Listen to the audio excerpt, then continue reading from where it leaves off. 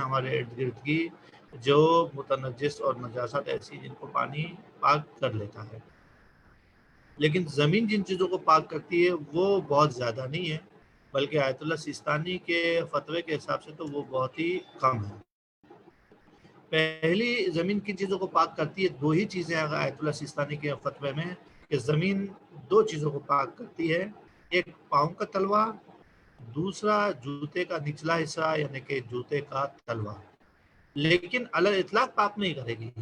اس کے لیے بھی جو ہے وہ کچھ شرائط ہے، 5 شرائط ہے جو ایک ایک کر کے آپ کی خدمت میں بیان کی جا رہی ہیں۔ یہ شرائط ہوں گی تو جناب علی زمین سے پاک کر پائے گی، ورنہ زمین ان چیزوں کو بھی پاک نہیں کر پائے گی۔ تو پہلی بات بالکل واضح ہے کہ آیت اللہ سیستانی کے فتوے کے مطابق زمین پاؤں کے تلوے اور جوتے کے نچلے حصے کے علاوہ کسی چیز کو پاک نہیں کرتی۔ پہلی شرط زمین کسی چیز کو پاک کرے اس میں سے پہلی شرط کیا ہے جناب علی؟ کہ زمین خود پاک ہونی چاہیے۔ لہٰذا اگر زمین نجس ہے تو آپ اس زمین نجس پر جو ہے وہ لاکھ چلیں تو اس سے جناب علی اگر آپ کے پیر نجس تھے یا پیر کا جوتا نجس تھا اس کا تلوا، تو وہ پاک نہیں ہوگا۔ پہلی شرط ہے کہ زمین پاک ہونی چاہیے۔ دوسری شرط یہ ہے جناب علی کہ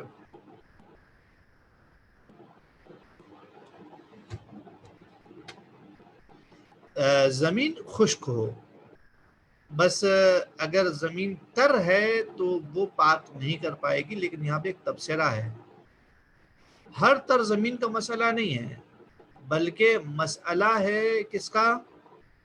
کہ اتنی تری زمین پہ ہو کہ اس کی تری سرایت نہ کرے جوتے کی طرف۔ اگر سرایت کر جائے، تر ہو اور سرایت کر جائے تو پاک نہیں کرے گی، لیکن اگر تری کم ہے اور وہ جوتے کی طرف سرایت کر جاتی ہے تو پھر جناب علی جو ہے وہ جوتا یا پیر کا تلوا پاک نہیں ہوگا۔ زمین خشک ہو لیکن زمین پر ایسی تری اور رطوبت ہو جو سرایت نہ کرے تو کوئی حرج نہیں ہے۔ اس کا مطلب کیا ہے اگر ہم ڈیفائن کرنا چاہیں کہ زمین جو ہے وہ ہم نے شرط لکھی زمین خشک ہو، یعنی کہ زمین بہت زیادہ تر نہ ہو کہ اس کی تری سرایت کر جائے، منتقل ہو جائے، یہ اس کا مطلب ہے۔ تیسری شرط یہاں پر یہ ہے زمین کسی چیز کو پاک کرے، وہ احتیاط لازم کی بنا پر ہے کہ احتیاط لازم کی بنا پر نجاست نجس زمین سے جوتے یا پیر کے تلوے کو لگی ہو۔ مثال کے طور پر گھر میں چھوٹا بچہ ہے اور چھوٹے بچے نے جناب علی جو ہے وہ آپ کے جوتے پہ کھڑا جوتا الٹا کیا، اس کے اوپر پیشاب کر دیا۔ اب آپ کا جوتا کا پہندا تلوا جو ہے اس کا کیا ہو گیا ہے؟ نجس ہو گیا ہے۔ تو آیت اللہ سیستانی کہتے ہیں کہ یہ تلوا چونکہ اس پہ نجاست جو ہے وہ زمین سے نہیں لگی ہے بلکہ ڈائریکٹ اس بچے نے نجس کیا ہے، تو ان کا یہ کہنا ہے کہ یہ اب چلیں گے تو پاک نہیں ہوگا بنا بر احتیاط واجب کے۔ اگر کوئی کوئی مجتہد اجازت دے دے تو آپ اس کی طرف رجوع کر سکتے ہیں۔ فعلاً میرے پاس ذہن میں نہیں ہے کہ کسی نے اس کی اجازت دے رکھی ہو۔ تو شرط یہ تیسری کہ جناب علی زمین سے جوتے یا پیر کو نجاست زمین سے لگی ہو، ٹھیک ہے؟ کسی اور جگہ سے آئیے، ڈائریکٹ آئیے تو پھر جو ہے وہ زمین پر چلنے سے وہ چیز پاک نہیں ہوگی۔ ہمارے پاس چوتھی جو شرط ہے وہ یہ ہے کہ اگر عین نجس یا متنجس پیر میں یا تلوے میں لگی ہوئی ہو تو زمین پر چلنے یا زمین پر رگڑنے سے برطرف ہو۔ یعنی کیا مطلب؟ پیر نجس ہوا تھا، نجاست اس کے اوپر لگی تھی، اور جب ہم زمین پہ چلے تو زمین پہ چلنے کی وجہ سے برطرف ہو گئی، ٹھیک ہے جی؟ تو اس صورت میں تو وہ زمین اسے پاک کرے گی۔ لہٰذا اگر پہلے برطرف ہو جائے تو احتیاط لازم کی بنا پر زمین پر چلنے یا رگڑنے سے پاک نہیں ہوگی۔ پہلے مثال کیا ہے اس کی؟ وہی پیشاب والی مثال لے رہے کہ آپ کا پیر جو ہے وہ پیشاب میں چلا گیا اور آپ کسی جگہ بیٹھ گئے اور پیشاب خشک ہو گیا اور اس کے بعد آپ چلے، تو چلنے کے سے پہلے ہی پیشاب خشک ہو چکا تھا آپ کا، جو پیر میں لگا ہوا تھا، تو اب جناب علی زمین پر چلنے کی وجہ سے آپ کا پیر پاک نہیں ہوگا۔ یہاں پہ ایک حاشیہ لگایا ہے، ایک علامت لگائی ہے، عین نجس جیسے خون یا پیشاب، متنجس جیسے نجس مٹی۔ ٹھیک ہے جی، یہ چوتھی شرط۔ پانچویں شرط اور آخری شرط ہے زمین کے کسی چیز کو پاک کرنے کی ہمارے پاس، وہ یہ ہے کہ زمین خاک، پتھر، اینٹ یا اس جیسی ہو۔ زمین سے مراد ہم جو ہے وہ آپ کی بیس جس پہ آپ کھڑے ہیں وہ نہیں لے رہے، بلکہ زمین، اس میں خاک ہو تو وہ پاک کرے گی، پتھر ہو تو پاک کرے گی، اینٹ ہو پاک کرے گی، اس جیسی کوئی چیز ہو تو پاک کرے گی۔ لیکن اگر آپ کے جو ہے وہ گھاس پر چل رہے ہیں تو وہ پاک نہیں کرے گی، یا آپ قالین پر چل رہے ہیں تو وہ پاک نہیں کرے گا، یا چٹائی پہ چل رہے ہیں وہ پاک نہیں کرے گا۔ ٹھیک ہے، لہٰذا قالین، چٹائی، گھاس وغیرہ پہ چلنے سے پاؤں کا تلوا نجس ہو اور جوتا نجس تلوا اور جوتے کا تلوا پاک نہیں ہوگا۔ پاؤں کا نجس تلوا اور جوتے کا نجس تلوا پاک نہیں ہوگا ان کی وجہ سے۔ یہ ہماری اچھا، یہاں پر ایک اور سوال پیدا ہو سکتا ہے کہ اگر ووڈن زمین پر جو ہے وہ لکڑی کا فرش لگا ہوا ہو، ایک زمانے میں پہلے ہوتا تھا، آج بھی ہے لیکن یہ بہت مہنگا شوق ہو چکا ہے، یا سرد علاقوں میں لوگ اس کام کو کرواتے ہیں، تو وہ بھی اسی کے حکم میں آئے گا، لیکن تھوڑا سا فرق کیا آیت اللہ سیستانی میں اس میں، جس کو میں آگے بیان کرنے والا ہوں۔ اب یہاں پر آ کے جسے مثال دے رکھی ہے، ڈامر، لکڑی کا فرش یا دیوار۔ لکڑی کا فرش ہے یا روڈ آپ کا بنا ہوا ہوتا ہے ڈامر کا، یا جناب علی دیوار ہے، دیوار پہ آپ رگڑ کر پیر کو صاف کر رہے ہیں، تو فرماتے ہیں کہ احتیاط واجب کی بنا پر پیر کا نجس تلوا اور جوتے کا نجس پہندہ ڈامر، لکڑی اور فرش اور دیوار، لکڑی کے فرش اور دیوار پر چلنے یا رگڑنے سے پاک نہیں ہوتے۔ اب آپ بولیں گے مولانا دیوار پہ کون چلتا ہے؟ دیوار پہ چلنے سے مراد یہ ہے کہ جناب علی آپ چل ہی نہیں پائیں گے، اس پہ رگڑنے کی بات ہوگی، تو لہٰذا وہاں پر بھی بات یہی ہے کہ احتیاط واجب کی بنا پر وہ پاک نہیں کر پائیں گے۔ دیکھیں ان تینوں چیزوں میں آیت اللہ سیستانی نے تھوڑا سا فرق کر دیا ہے، احتیاط واجب لگا دی ہے۔ اچھا، پاک کرنے کے لیے زمین پاک کرتی ہے تو کیسے پاک کرتی ہے؟ کہتے ہیں کہ پاک کرنے کے لیے کتنا چلنا چاہیے؟ پیر اور جوتے کے تلوے کو پاک کرنے کے لیے بہتر ہے کہ 7 میٹر یا اس سے زیادہ چلیں، اگرچہ اس سے کم چلنے یا زمین پر رگڑنے سے نجاست دور ہو جائے۔ تو فتویٰ بیسیکلی یہ بنتا ہے کہ اتنا چلیں یا اتنا رگڑیں کہ نجاست دور ہو جائے تو پاک ہو جائے گی، لیکن پھر بھی آیت اللہ سیستانی کہتے ہیں کہ جناب علی بہتر ہے کہ 7 میٹر یا اس سے زیادہ چلے، 7 میٹر یا اس سے زیادہ چلے۔ تو بس مسئلہ بالکل واضح ہے آپ کے لیے کہ زمین پر اتنا چلے یا اتنا پیر کو زمین پر رگڑے کہ نجاست برطرف ہو جائے، یہاں نجاست برطرف ہوگی وہاں پیر یا پیر کا تلوا، جوتے کا تلوا جو ہے وہ پاک ہو جائے گا، لیکن بہتر یہ ہے کہ 7 میٹر سے چلے، اگرچہ کہ اس سے پہلے آپ کی پیر سے نجاست برطرف ہو جائے یا رگڑنے سے آپ برطرف کر دیں کوئی بات نہیں، لیکن بہتر یہ ہے کہ آپ 7 میٹر تک چلیں۔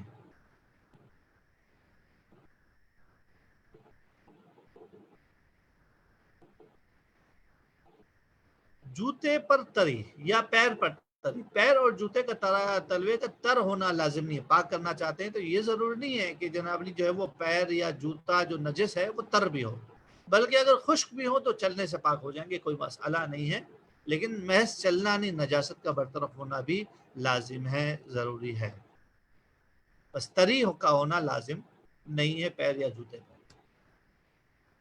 اب یہ مسئلہ جو آ رہا ہے ہمارے پاس، وہ مسئلہ یہ آ رہا ہے کہ جب ہم زمین پر چلتے ہیں تو جناب علی زمین پر تو ہمارا پیر لگتا ہی ہے، وہ نجس ہو گیا اتفاق سے، لیکن پیر کی جو باؤنڈریز ہے، سائڈز جو ہیں، اطراف جو ہیں پیر کے، مثال کے پیر لے لیں تو یہ جو مثال دے کے آپ کو سمجھانا چاہ رہا ہوں، اطراف اس کے ہیں، یہ پہندا ہے، یہ زمین پہ لگ رہا ہے، تو یہ اطراف پہ بھی کبھی کبھار جو ہے مٹی لگ جاتی ہے، نجاست لگ جاتی ہے، تو ہم تو زمین پر چلے، زمین پر چلنے کی وجہ سے پہندہ پاک ہو گیا، تلوا پاک ہو گیا، سائڈوں کا کیا حکم ہے؟ تو کہتے ہیں کہ جیسے ہی یہ پاک ہوں گے تو یہ بھی پاک ہو جائے گا اگر نجاست برطرف ہو جائے، جب چلنے کی وجہ سے پیر اور جوتے کے تلوے پاک ہو جائیں تو اس کے بعد اطراف بھی پاک ہو جائیں گے، البتہ کتنے اطراف؟ جو عام طور پر مٹی سے آلودہ ہو جاتے ہیں۔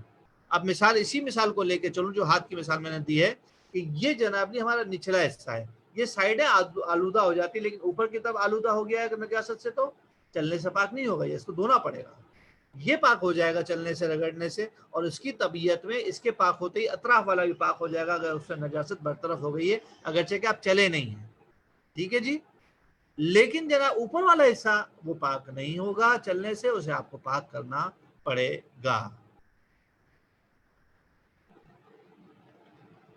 اب مسئلہ ہے کہ وہ لوگ کے جو گھٹنوں کے بل چلتے ہیں، جیسے چھوٹے بچے ہوتے ہیں یا بعض اپاہج لوگ ہوتے ہیں کہ جن کو چلنے کی طاقت نہیں ہوتی تو ہتھیلیوں اور گھٹنوں کے بل چلتے ہیں، تو کیا اگر ان کی ہتھیلی یا گھٹنے نجس ہو گئے اور وہ چلیں تو کیا چلنے سے وہ پاک ہو جائیں گے؟ آیت اللہ سیستانی اس میں تھوڑا سا الگ فتویٰ رکھتے ہیں، کہتے ہیں کہ جو ہاتھ اور گھٹنوں کے بل چلتا ہے اگر ہتھیلی یا گھٹنا نجس ہو جائے تو احتیاط واجب کی بنا پر چلنے سے پاک نہیں ہوگا۔ یعنی کہتے ہیں کہ بھائی مجھے تو سمجھ نہیں آ رہا، اگر آپ کو کوئی ایسا مجتہد ملتا ہے جو اجازت دیتا ہے کہ پاک ہو جائے تو اس کی طرف رجوع کر لیں، ورنہ اگر میری تقلید میں رہنا چاہتے ہیں تو آپ اس کو احتیاط کر لیے گا۔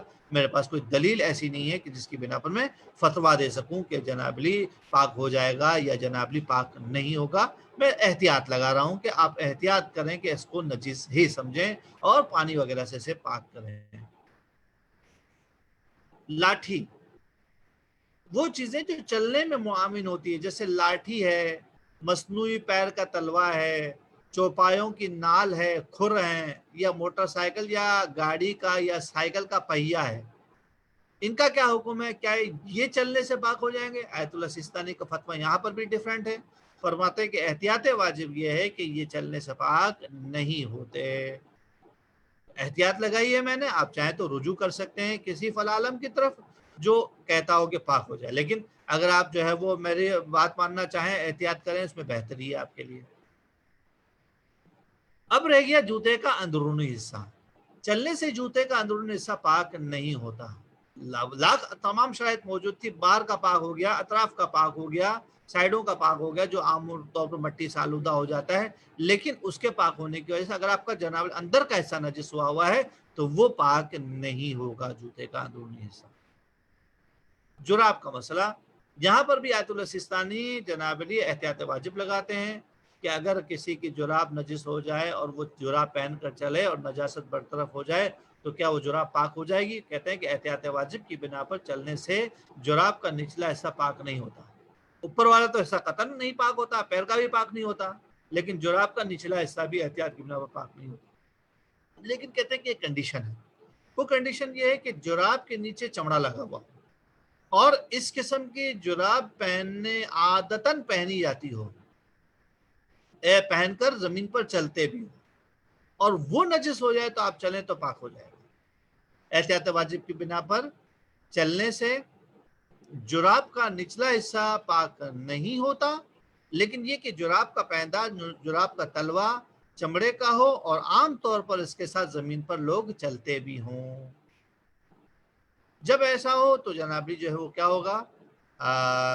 جراب کا پیندہ پاک ہو جائے گا، تلوا پاک ہو جائے گا، اگر نجس ہو گیا ہے زمین پر چلنے کی وجہ سے اور چلنے کے نتیجے میں نجاست اس سے برطرف ہو جائے تو۔ درود پڑھ دی ایک مرتبہ محمد و آل محمد کی شان میں۔ تقریباً جو ہے وہ 6-8 مہینے ہو چکے ہیں ہماری اس گفتگو کو شروع ہوئے، جس میں ہماری گفتگو دجال کے حوالے سے چل رہی تھی، آج وہ ہماری آخری گفتگو ہے اور کافی لمبی گفتگو ہوئی اور میں نے کوشش کی ہے کہ روایت کا بیشتر حصہ آپ کی خدمت میں پیش کر دیا جائے۔ آج اس کو ہم مکمل کر دیں گے بے امید خدا، بے خدا، خداوند متعال ہم سب کا حامی اور ناصر اور مددگار ہے۔ دجال کے حوالے سے ہماری گفتگو چل رہی تھی اور بات یہاں تک پہنچی تھی کہ تمام علامتیں بیان کرنے کے بعد میرے مولا امیر المومنین علیہ السلام نے ارشاد فرمایا الا بعد ذالک التامۃ الکبریٰ۔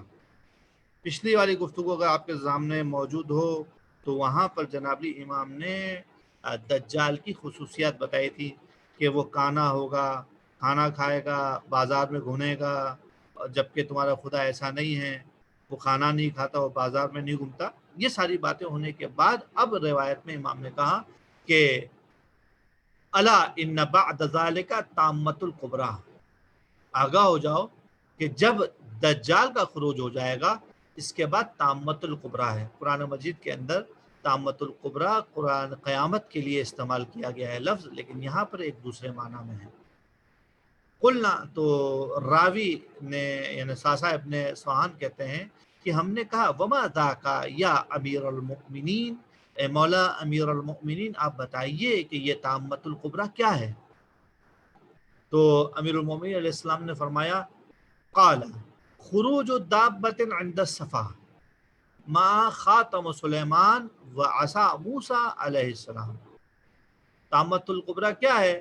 وہ دابے کا خروج کرنا ہے، نکلنا ہے، ظہور کرنا ہے صفا کے پاس، اور اس کے پاس سلیمان کی انگوٹھی ہوگی علیہ السلام، اور حضرت موسیٰ علیہ السلام کا عصا ہوگا.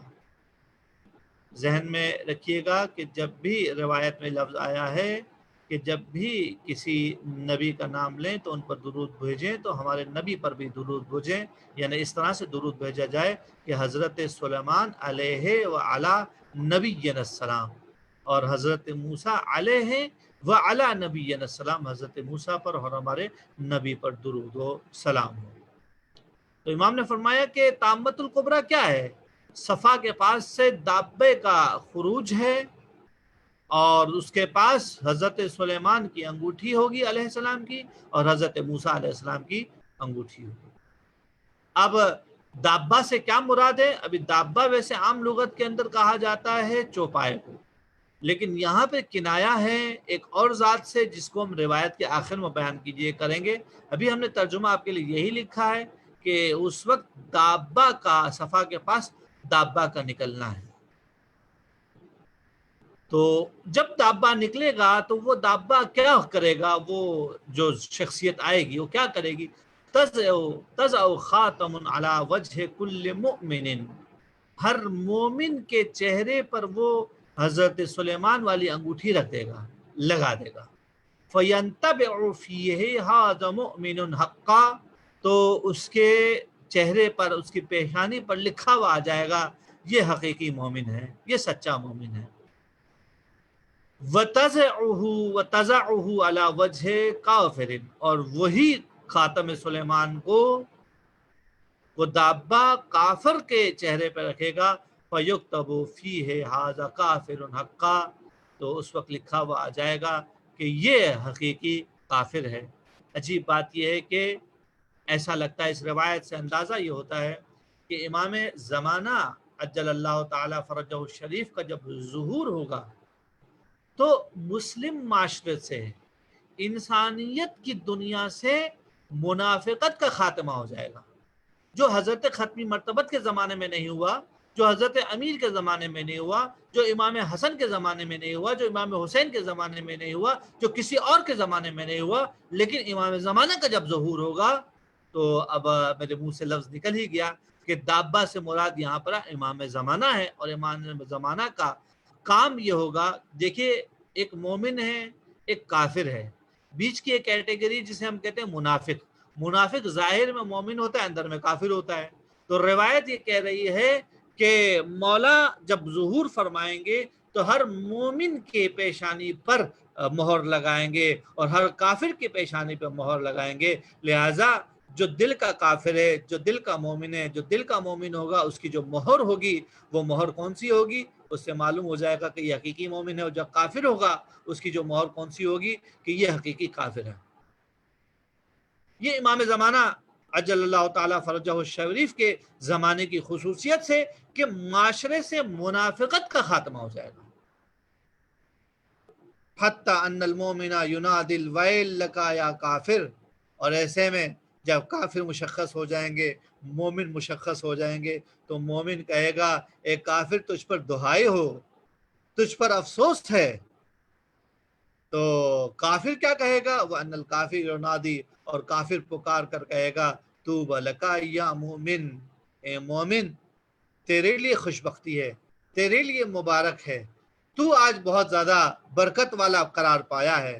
میں آج چاہتا ہوں وددت الیوم، آج میری خواہش یہ ہے کہ انی مثلک، میں تجھ جیسا ہو جاؤں۔ یعنی کہ جب دنیا میں تھا تو کافر ہمیشہ مومن کو تانے دیا کرتا ہے، تو ایمان ہے، دیکھ تیرے پاس کیا ہے، نہ تیرے پاس عزت ہے، نہ تیرے پاس قدرت ہے، نہ تیرے پاس وقار ہے، نہ تیرے پاس مال و دولت ہے۔ میرے پاس دیکھ، عزت میرے پاس ہے، اختیار میرے پاس ہے، مال و منال میرے پاس ہے، جو کچھ کر سکتا ہوں اختیار میرے پاس ہے، تیرے پاس کیا موجود ہے؟ وہ دنیا میں مومن سے کہا کرتا تھا، لیکن آج جب امام زمانہ کا ظہور ہو جائے گا اور جب دونوں کی پیشانیوں پہ لکھ کر آ جائے گا کہ یہ مومن ہے اور وہ کافر ہے، تو صرف اتنا تو نہیں ہوگا، اور بھی بہت کچھ ہوگا۔ تو وہ اور بھی جو کچھ ہوگا، اس کا مطلب یہ ہے کہ مومن کو عزت ملے گی، مومن کو سرفرازی ملے گی، مومن کو ترقی ملے گی، مومن کو وقار ملے گا، کافر کو ذلت ملے گی، کافر کو رسوائی ملے گی، کافر کو اس رسوائی کی نتیجے میں شرمندگی ملے گی۔ تو اب وہ جب کمپیئر کرے گا تو مومن سے کہے گا کہ وددت الیوم، آج میں چاہتا ہوں کہ تجھ جیسا ہو جاؤں، کہ کاش میں بھی فافوز فوزا عظیما، تو میں بھی عظیم کامیابی پر فائز ہو جاؤں۔ عجیب بات ہے کہ قرآن مجید کی آیت کے اندر سورہ نبا کے اندر یہ کہا گیا ہے کہ جو ارشاد فرمایا گیا کہ یوم یقول الکافر یا لیتنی کنت ترابا، کہ اس دن کافر کہے گا اے کاش میں تراب ہوتا۔ دیکھیے جب بھی فوز کی بات آتی ہے تو ہمیں یاد آ جاتا ہے میرے مولا علی بن ابی طالب کا وہ سجدہ کہ جس میں میرے مولا نے کہا تھا کہ فزتو ورب الکعبہ، کہ میں رب کعبہ کی قسم کامیاب ہو گیا۔ یا ہم زیارت میں امام حسین کے لیے پڑھتے ہیں یا لیتنی کنت معک فافوز فوزا عظیما، یہ وہی فوزا عظیما ہے، فافوز فوزا عظیما ہے کہ ایک کاش میں مولا آپ کے ساتھ ہوتا، میں شہید ہو جاتا تو اس عظیم کامیابی پر سرفراز ہو جاتا۔ آج امام حسین کے ساتھ یہ مومن اپنی جان کو قربان نہیں کر رہا ہے، بلکہ مومن اپنے ایمان کو صرف بچا کے رکھا ہوا تھا، اور زندگی تھی، امام کا ظہور ہوا اور اس کی پیشانی پہ امام کی مہر نے ثبت کر دیا کہ یہ مومن ہے، تو اسے وہی کمال ملا ہے جس کو پوری زندگی مومن تڑپ تڑپ کے کہتا ہے کہ کاش میں امام حسین کے ساتھ شہید ہو جاتا۔ زمانے کے امام کے ساتھ اگر محشور ہو گئے، ان کے زمانے میں زندہ رہ گئے، تو وہی تمہارے لیے فوز عظیم ہے کہ کافر تمہیں دیکھ کر کہے گا کہ فافوز فوزا عظیما، کہ کاش میں کامیاب ہو جاتا، کامران ہو جاتا۔ پھر اس کے بعد امام فرماتے ہیں فترفع الدابۃ رأسہا، پھر اس کے بعد دابہ پر اپنا سر بلند کرے گا۔ دابہ سے مراد امام زمانہ کی شخصیت مراد کنایا ہے کہ دابہ اپنا سر بلند کرے گا۔ جب سر بلند کرے گا تو کہاں پر ظہور ہوگا؟ ظہور ہوگا مکہ میں، ظہور ہوگا صفا کے پاس، ظہور ہوگا رکن کے، اور جناب علی جو ہے وہ رکن کے مقام پر۔ اب جب وہاں پر ظہور ہوگا اور دابہ یعنی امام زمانہ جو اپنا سر بلند کریں گے، فَيَرَاهَا من بین الخافقین، تو ہر وہ دیکھے گا جو مشرق اور مغرب کے درمیان ہے، یعنی کہ روئے زمین پر بسنے والے کو، ہر انسان کو امام زمانہ کی خبر ملے گی اور امام زمانہ کو وہ دیکھ پائے گا۔ البتہ وہ کیسے دیکھ پائے گا؟ بِإِذْنِ اللہ عز و جل، اللہ کی اجازت سے۔ اور یہ کب ہوگا؟ وَذَلِكَ بَعْدَ طُلُوعِ الشَّمْسِ مِن مَغْرِبِهَا، یہ اس وقت ہوگا کہ جب مغرب سے سورج طلوع کرے گا۔ یہ سب کنائے ہیں، اس کے بارے میں روایت کے آخر میں بیان آیا ہے، وہ اسی وقت ہی بیان کروں گا آگے خدمت میں۔ پھر اس کے بعد امام نے ارشاد فرمایا فَعِندَ ذَلِكَ، جب مغرب سے سورج طلوع ہوگا، فَعِندَ ذَلِكَ تَرْفَعُ التَّوْبَةُ، توبہ کا دروازہ بند ہو جائے گا۔ فلا تقبل توبۃ فلا توبۃ تقبل، کوئی توبہ قبول نہیں کی جائے گی۔ ولا عمل یرفع، اور نہ ہی کوئی عمل آسمان تک پہنچے گا۔ ولا ينفع نفسا ایمانها، اور اس دن کوئی اگر ایمان لے کر آ جائے تو اس کا مومن ہونا اس دن اسے کوئی فائدہ نہیں پہنچے گا کہ کما تم لم تکن آمنت من قبلو، اگر وہ پہلے ایمان نہ لایا ہوگا تو اس دن ایمان لانا اس کو جو ہے کوئی فائدہ نہیں دے پائے گا۔ یہ امام کا جملہ تھا کہ ایمان لم تکن، یہ لم تکن آمنت، اگر وہ پہلے ایمان نہیں لایا، بلکہ صرف ایمان کی بات نہیں ہے، اس وقت اگر کوئی اپنے ایمان کو کامل کرنا چاہے، توحید کا پرستار ہے، رسالت کا پرستار ہے، اہل بیت کا چاہنے والا نہیں ہے، ان سے محبت کرنے والا نہیں ہے، پروردگار کے معین کیے ہوئے امام کو ماننے والا نہیں ہے، تو اب اس کے ایمان کی تکمیل نہیں ہوگی کہ اگر اس نے اس کے ظہور سے پہلے ایمان نہیں لے کر آیا ہوگا تو توبہ کا دروازہ بند ہو جائے گا، عمل کا دروازہ بند ہو جائے گا۔ ثم قال، جب امام یہاں پر پہنچے تو امام نے کہا، قال علیہ السلام، امام نے کہا کہ لا یسألونی اما یکون بعد ھذا، اب اس کے بعد کیا ہوگا یہ مجھ سے مت پوچھو۔ کیوں؟ فإنه أحد لي حبیبی صلی اللہ علیہ وآلہ وسلم الا اخبر به غیر اطرتی، کیونکہ اس کے بعد حضرت ختم مرتبت نے مجھ سے وعدہ لیا ہے کہ علی میری اطرت کے علاوہ کسی کو بھی مت بتانا کہ اب کیا ہوگا، ظہور کے بعد کیا ہوگا، تفصیل کیا ہوگی۔ امام نے یہاں پر آ کے یہ ارشاد فرمایا۔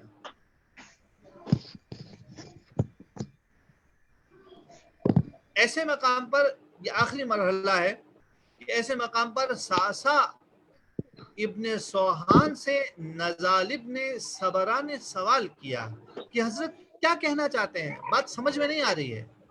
ساسا نے کہا کہ اس کی مراد یہ ہے کہ جس کے پیچھے حضرت عیسیٰ نماز پڑھیں گے وہ 12ویں امام ہیں، جو مغرب سے طلوع ہونے والا سورج ہے، جو رکن و مقام کے درمیان ظاہر ہوں گے، جو عدل کو نافذ کریں گے، کوئی کسی پر ظلم نہیں کرے گا۔ اب اگر سوال یہ ہے کہ امام کے زمانے میں امام جب ظہور فرمائیں گے اور مہر ثبت کریں گے ایمان کی یا کفر کی، تو کیا میرے کہنے سے امام مجھے مومن بنا دیں گے یا نہیں، امام کے آنے سے پہلے مجھے مومن ہونا ہے؟ بہت عجیب اور لطیف نکتہ ہے صاحبان معرفت کے لیے کہ وہ غور کریں، دقت کریں کہ اس وقت کیا ہوگا۔ مطلب یہ ہے کہ اگر امام کے آنے سے پہلے تم اپنے ایمان کو کمال پر لے جا سکتے ہو تو لے جاؤ، امام کے آنے سے پہلے تم ایمان لانا چاہتے ہو تو لے آؤ، اور یاد رکھو تمہارے ایمان تمہارے کہنے سے طے نہیں ہوگا۔ ایمان تو وہ نور ہے جو تمہارے دل میں پایا جاتا ہے، اور انسان تو اتنا جاہل ہے کہ اسے یہ بھی نہیں پتا ہوتا کہ میرا دل کیا سوچ رہا ہے۔ بڑے بڑے ہم دعوے کرتے ہیں کہ ہم مومن ہیں، ہم مسلمان ہیں، ہم محبان اہل بیت ہیں، ہم اہل بیت کے شیعہ ہیں، ان کے چاہنے والے ہیں، ان پر اپنے آپ کو فدا کرنے والے ہیں۔ یہ ہمارے دعوے ہیں، ان دعووں کی حقیقت دیکھنی ہے تو دیکھیے عمل میں۔ کیا میں حرام خوری سے پرہیز کرتا ہوں؟ اگر حرام خوری سے پرہیز نہیں کر پاتا تو وہ دعویٰ ہے، ابھی اہل بیت میری زندگی میں نافذ نہیں ہو پائے، میں نے اپنی زندگی میں اہل بیت کو نافذ نہیں کیا ہے۔ چہ بسا جب وہ ظہور کر جائے تو میں خود ہی نعوذ باللہ ان کا دشمن ہو جاؤں اور ان کے خلاف تلوار اٹھا لوں، اور اس کے بعد خسرت دنیا والآخرہ۔ تو دوستو، امام کے ظہور کا انتظار کرنے والوں، اپنے ایمان کو امام کے آنے سے پہلے پختہ کر لو۔ تمہیں کسی چیز کی ضرورت نہیں ہے، تمہیں کوئی امام کے لیے راستہ ہموار کرنے کی ضرورت نہیں ہے، تمہیں کسی اقتدار کو حاصل کرنے کی ضرورت نہیں ہے، فقط اتنا کر لو، اتنا فقط کر لو کہ اپنے ایمان کو مضبوط کر لو، اتنا کر لو کہ امام زمانہ تمہاری زندگی کا جزء لا ینفق ہو، وہ تم سے جو ہے وہ اہم ترین حصہ ہو تمہاری زندگی کا، تمہارا اٹھنا بیٹھنا ان کے واسطے سے ہو، ان کی محبت پر ہو، ان کی چاہت کے مطابق اپنی زندگی کو گزارو۔ اگر انسان یہ کر جائے تو کہا جا سکتا ہے کہ شاید ممکن ہے کہ کل کو امام زمانہ عجل اللہ تعالی فرجہ شریف جب ظہور فرمائیں گے تو اس وقت یہ انسان امام کے ساتھ ہوگا۔ دقت کیجیے، جو جملہ آپ کے سامنے آ رہا ہے کہ امام عدل کو نافذ کریں گے، ظلم کو ختم کریں گے، کوئی کسی پر ظلم نہیں کرے گا. تو امام جب عدل کو نافذ کریں گے تو عدل کے ساتھ ہوں گے، ظلم کو ختم کریں گے تو ظلم سے برسر پیکار ہوں گے. ہم میں سے کتنے لوگ ہیں جو ظلم سے مبرہ ہیں؟ ہماری جو چھوٹی سی حکومت ہے، چھوٹی سی سلطنت ہے، 2 بچوں کا باپ ہے، ولایت رکھتا ہے، زوجہ ہے، اس کے اوپر ولایت رکھتا ہے، کتنا ظلم کرتا ہے ان کے اوپر. خصوصیت سے بیوی اور اہلیہ کے ساتھ جو بدتمیزی اور بدسلوکی کرتا ہے وہ ظلم نہیں تو کیا ہے؟ وہ اس کے ساتھ جو بیگار لیتا ہے اس کی اجازت کے بغیر، یہ ظلم نہیں تو اور کیا ہے؟ کسی کا مال ہڑپ کر لیتا ہے، ظلم نہیں تو اور کیا ہے؟ میراث سے بہنوں کا حصہ کھا جاتا ہے، ظلم نہیں تو اور کیا ہے؟ حق سادات ادا نہیں کرتا، ظلم نہیں تو اور کیا ہے؟ حق امام ادا نہیں کرتا تو ظلم نہیں تو اور کیا ہے؟ کہاں کہاں پر یہ آدمی ظلم کرتا ہے. تو اگر میں اس منزل پر کھڑا ہوں کہ میری زندگی ظلم سے لبریز ہے، تو میرے زمانے کے امام جب آئے گا تو ظلم کے خلاف جب برسر پیکار ہوگا تو اس کا مطلب یہ ہے کہ امام کی تحریک مجھ پر بھی چلے گی. میں جو محبت کی باتیں کرتا ہوں، میں جو الفت کی باتیں کرتا ہوں، میں جو اپنے آپ کو اپنے امام پر قربان کرنے کی باتیں کرتا ہوں، اس وقت کیا حال ہوگا جس سے زندگی بھر محبت کی اور وہی میرا مخالف ہو جائے، وہی میرا دشمن ہو جائے. کم از کم دین پر عمل کرنے کے لیے ارادے کی حاجت ہے. ارادہ تو بنائے انسان، کوشش تو کریں.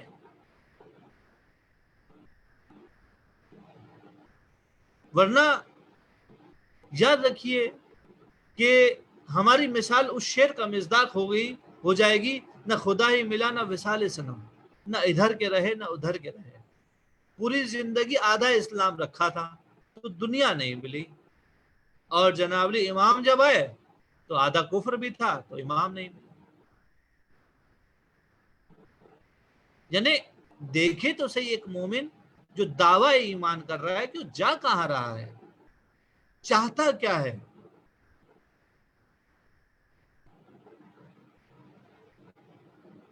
کیا ضرورت نہیں ہے، حاجت نہیں ہے کہ انسان اثر نو اپنے ایمان کی تعمیر کرے؟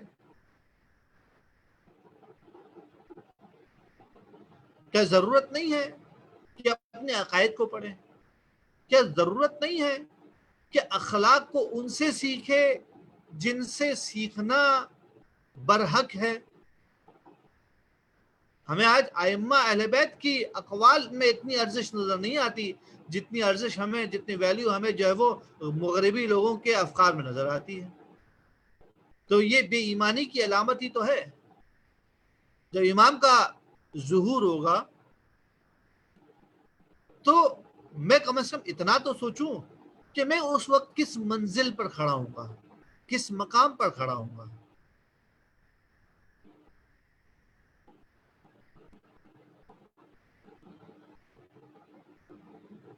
پچھلے ہفتے کے مسابقے کے اناؤنسمنٹ آپ کو معلوم ہے کہ درس کے بعد آپ کے ساتھ جو ہے وہ لنک شیئر کر دیا جاتا ہے، یہاں زوم پر بھی اور فیس بک وغیرہ پر بھی.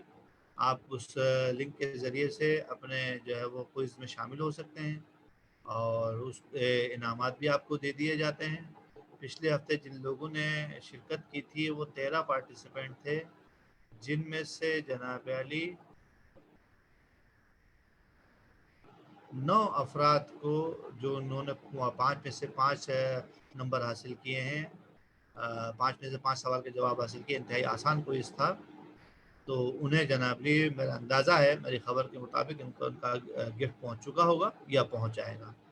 ان میں سب سے پہلے ہیں مریم محمد رضا دیوجانی، انصا فاطمیہ محمد رضا دیوجانی، زہرا تقی دیوجانی، زہرا محمد رضا دیوجانی، علمدار عباس علی حسین جعفری، اور ثقلین عباس، الطاف حسین دہلانی، اور ثنا فاطمہ ہادی علی بنانی اور سکینہ شاکر حسین اور ردا فاطمہ علی حیدر، ان سب کے جن جن لوگوں نے پارٹیسپیٹ کیا، کوشش کی، آپ لوگ ان سب کے جو ہے وہ توفیقات میں اضافے کے لیے درود پڑھ دیجیے کہ پروردگار عالم ان سب کی توفیقات میں اضافہ فرمائے اور ہماری توفیقات میں بھی اضافہ فرمائے۔ اور میرا خیال ہے کہ جو ہے وہ کوئز کا لنک جو ہے وہ شیئر ہو چکا ہے، اور جو ہے وہ شاید میرے پاس بھی آ چکا ہے، سب کو آ چکا ہوگا۔ اور آخر میں دعا کرتے ہیں، بار الہ تجھے واسطہ محمد و آل محمد کا، ہم سب کو تعلیمات اہل بیت پر عمل کرنے کی توفیق عطا فرما۔ جن لوگوں نے التماس سے دعا کی ان کی تمام شرعی حاجات کو پورا فرما۔ جہاں کہیں بھی اہل بیت کے شیعہ چاہنے والے موجود ہیں ان کی جان مال عزت آبرو کی حفاظت فرما۔ تمام انسانوں کو، تمام مسلمانوں کو، تمام مومنین کو اس کرونا کی وبا سے نجات عطا فرما۔ باہر تو جو واسطہ محمد و آل محمد کا، جہاں کہیں بھی اہل بیت کے چاہنے والے موجود ہیں ان کی حفاظت فرما، ان کی شرعی حاجات کو پورا فرما۔ ہمارے زمانے کے امام کے ظہور میں تعجیل عطا فرما، ہمیں ان کے اعوان و انصار میں شامل فرما۔ وتقبل منا انک سمیع الدعاء۔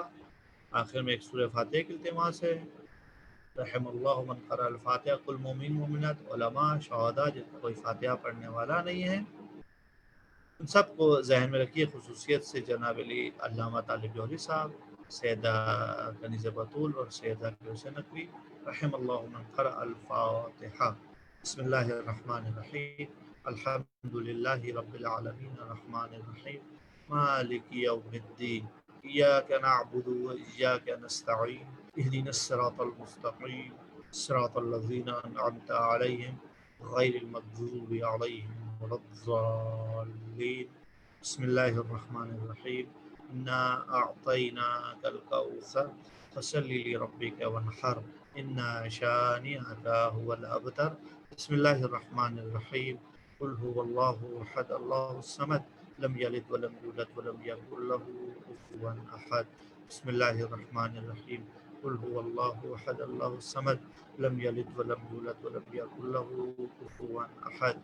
بسم اللہ الرحمن الرحیم، قل هو اللہ احد اللہ الصمد لم یلد ولم یولد ولم یکن له کفوا احد۔ اللہم صل علی محمد و آل محمد، اللہم صل علی محمد و آل محمد، اللہم صل علی محمد و آل محمد، اللہم اغفر للمؤمنین والمؤمنات، المسلمین والمسلمات، الاحیاء منهم والاموات، تابع اللہم بیننا و بینہم بالخیرات، وتقبل منا انک سمیع الدعوات برحمتک یا ارحم الراحمین۔